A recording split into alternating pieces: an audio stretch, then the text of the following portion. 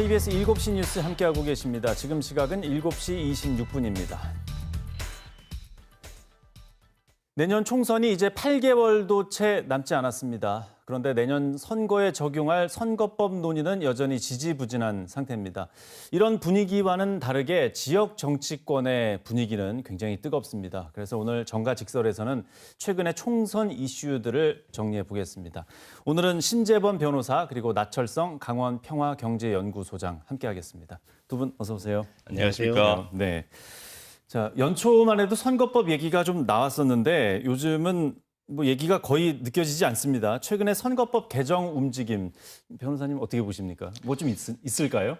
1987년 민주화 이후에 그 대한민국 정치가 지금처럼 답답하거나 국민들에게 스트레스를 주거나 심지어 모멸감까지 주는 이런 정치가 있었는가, 대한민국 정치에 있었는가 싶을 정도로 지금 답답한 시국입니다. 그런데 선거제도도 마치 이런 현실을 이제 타파하기 위해서 이제 정치 개혁이 필요한 거고 그 수단으로서 좋은 방편으로 이제 선거제도 개편이라는 게 있습니다. 그래서 올 초부터 계속 이제 선거제도 개편 논의가 있었던 것입니다. 실질적으로 전원위원회도 있었고 그 올해 5월에 이제 선거제 개편에 관한 공론조사도 열렸었습니다. 사실상 그 공론조사에서 496명의 어떤 시민 참여단을 모집해서 정개특위에서 모집을 해서 충분히 토의를 시키고 충분히 전문가의 어떤 질의응답 시간을 통하고 그게 13일에 걸쳐서 펼쳐졌는데 거기서 사실상 답이 다 얻어졌습니다.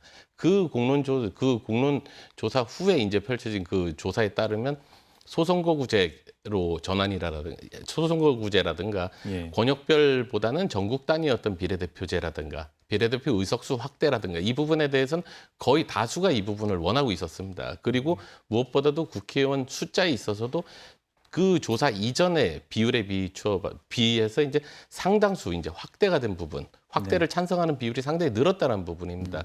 그럼에도 불구하고 이 정도 정리가 된 사안에서 지금 답보 상태에 빠져 있습니다. 그 이유는 뭐 각 정당 자체가 지금 양해를 할 수가 없는, 서로 간에 이제 양해를 할 수가 없는 부분이 자칫 새로운 정계 개편 후에 찾아올 어떤 새로운 제3당이라든가 아니면 분당 후에 정계 개편 후에 어떤 룸을 줄 수가 있는 부분이 있기 때문에 이해관계가 충돌이 되는 부분입니다. 그리고 자신들의 기득권을 내려놓지 못하는 상황이고요. 따라서 내년 총선에 임박해서 준연동형 비례대표제 어떤 그 위성정당 출현을 막기 위한 어떤 조금의 이제 개정 외에는 특별한 기대를 할 수 없는 상황이 아닌가 그런 생각입니다. 예, 총선 임박해서 아마 뭐 얘기가 좀 나올 것 같은데 역시 이번에도 좀 회의적인 분위기인데요. 선거법 분위기하고는 별개로 지역의 이제 총선에 나설 입지자들의 분위기는 좀 뜨겁지 않습니까? 지역 정치권의 움직임은 어떻습니까, 소장님? 그렇습니다. 지역 정치권의 발걸음은 매우 빨라지고 있는 걸로 좀 보이는데요.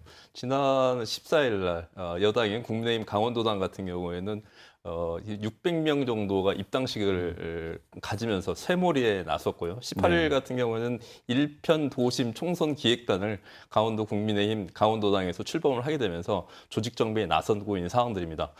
여기에 비해서 야당, 민주당, 강원도당 같은 경우에는 지금 후쿠시마 오염수 이 방류와 관련돼서 대책기구를 꾸리게 되면서 현안 투쟁을 중심으로 해서 조직을 정비하면서 총선을 현재 맞이하는 이러한 상황들이고 정의당 강원도당 같은 경우도 최근에 위원장이 골석이 됨으로 인해 가지고 복수의 후보가 다음 달 초에 위원장 경선을 통해 가지고 총선 이슈를 붐업하는 그런 과정들을 좀 가지고 있는데요. 특히 눈길을 띄는 지역 같은 경우는 춘천인데요. 춘천은 갑을 지역으로 되어 있지 않습니까? 여기 현재 출마 후보만 무려 11명으로 지금 추정이 되고 있거든요.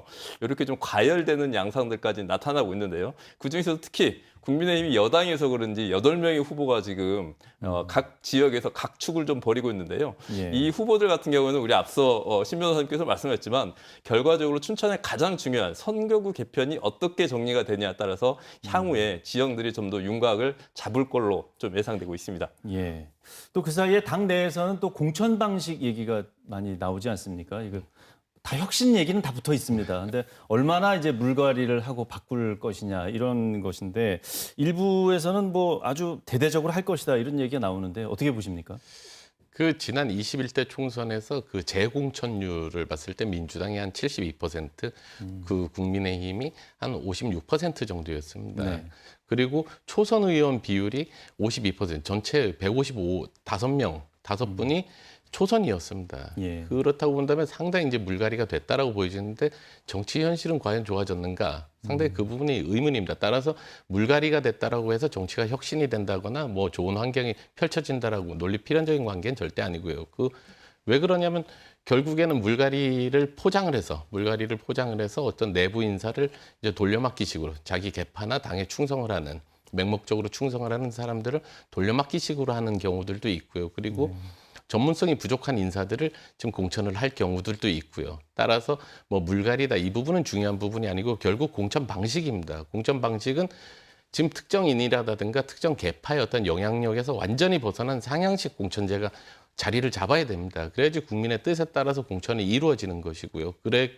그래서 그 공천 과정에서 좀 보편 타당한 생각을 할 수가 있는, 그리고 인격과 품격을 좀 가지고 있는, 그리고 어떤 객관적인 사고, 합리적인 사고를 통해서 어떤 자료라든가 사안을 해석해 줄 능력을 갖고 있는 분들이 공천이 돼야지 어떤 특정인의 영향권 안에 있는 분이 공천이 되어서는 절대로 안 된다고 보여집니다. 예. 당내 계파도 넘어서기 힘든 공천 분위기라고 좀 말씀을 해주셨는데 소장님께서는 어떻게 보십니까? 저는 강원도 봤을 때 찻잔속의 미풍으로 좀 그치지 않을까 이렇게 좀 예. 판단하는데요. 비슷하게 보시는군요. 네, 그 이유는 뭐냐고 한다면 강원도의 여권 인사 현역들이 워낙 강력하기 때문인데요. 현재 보자고 한다면 이만큼 강력할 정도가 있었는가 싶은데요. 이철규 의원 같은 경우는 현재 당 사무총장을 역임하고 있고, 또 이양수 속초 일대 의원 같은 경우는 현재 수석 부대표를 하고 있지 않습니까? 또 유상범 의원 같은 경우에는 수석 대변인을 하고 있는 상황들이고, 윤핵관의 맏형격인 권성동 의원을 포함한다고 한다면 여기서 큰 폭의 움직이기는 참 힘들다라는 생각이 들고, 이 야당 같은 경우에도 기존에 있어서의 이 송기현 의원일지 허영 의원, 이 의원들의 가지고 있는 현재의 도전자의 상황들을 봤을 때 현재의 기존에 있어서의 선수들이 출전할 부분들이 매우 클 것으로 보이는데 비해서 문제가 되고 관건이 될 부분들은 향후에 전략 공천이랄지, 이 동해안 같은 경우에는 이 야당에서의 이른바 자객 공천이라고 하는 이런 혁신 공천을 통해 가지고 어떻게 전체의 그림들을 만들어 나가냐에 따라서 이 판세는 좀 윤곽이 드러날 걸로 이렇게 좀 판단이 됩니다. 예.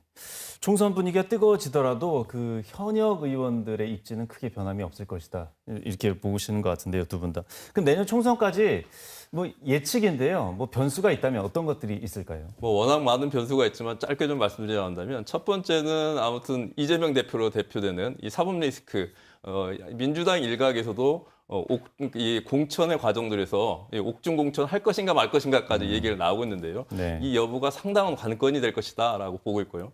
두 번째로서는 현재 경제가 너무 안 좋습니다.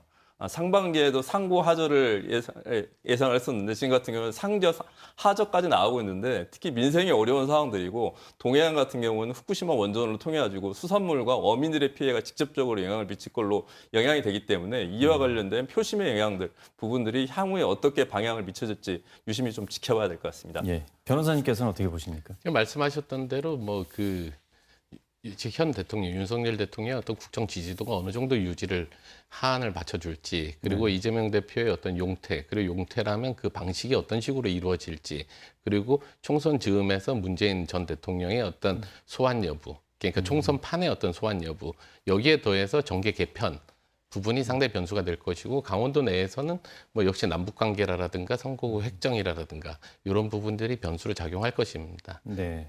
늦가을부터 좀 뜨거워질 것 같은데 그때 또 말씀 들어보도록 하겠습니다. 고맙습니다. 네.